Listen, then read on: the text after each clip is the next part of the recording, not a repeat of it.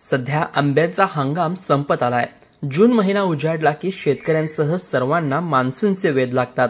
त्यामुळे बाजारपेठेत देखील सर्वांचा लाडका असणारा हापूस आंबा हळूहळू दिसेनासा होतो। मात्र तरी देखील आंबाप्रेमींना बाजारपेठेत वेगवेगळ्या प्रकारचे इतर आंबे खायला मिळतात। कोल्हापुरातील बाजारपेठेत देखील अशा प्रकारचे आंबे विक्रीला आल्याचे पाहायला मिळते।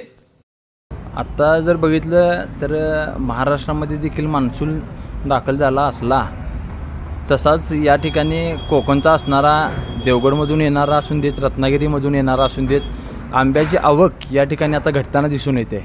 घटताना म्हणण्यापेक्षा आता या 2-4 दिवसामध्ये पूर्णपणे संपेल अशी कंडिशन या ठिकाणी आज दिसून येते।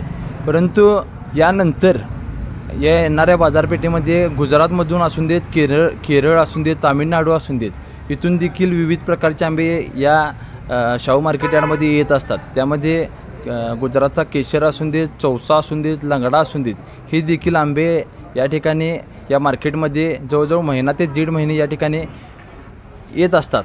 त्यामुळे सर्वसामान्य लोकांना देखील हे आंबे या ठिकाणी चाकाला मिळतात। सध्या कोल्हापूरच्या बाजारपेठेत केशर, लंगडा, चौसा, त्याचबरोबर दशहरी, नीलम, मलबारी, पायरी, तोतापुरी आदी आंब्यांचा समावेश आहे।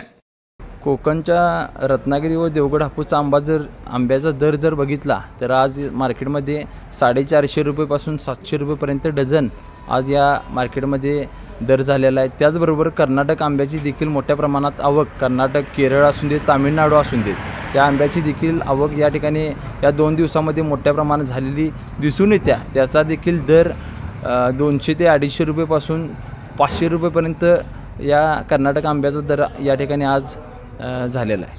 केशर, लंगडा आणि ही मूळची जात गुजरातची, तिथून देखील म्हणजे तिथील देखील लोक या आंब्याला चांगली पसंती देतात।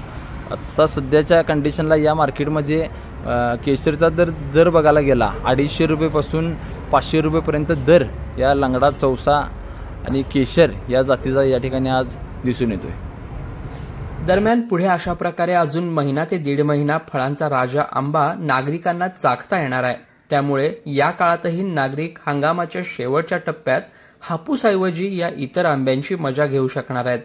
साईप्रसाद महेंद्रकर, न्यूज 18 लोकमत, कोल्हापूर।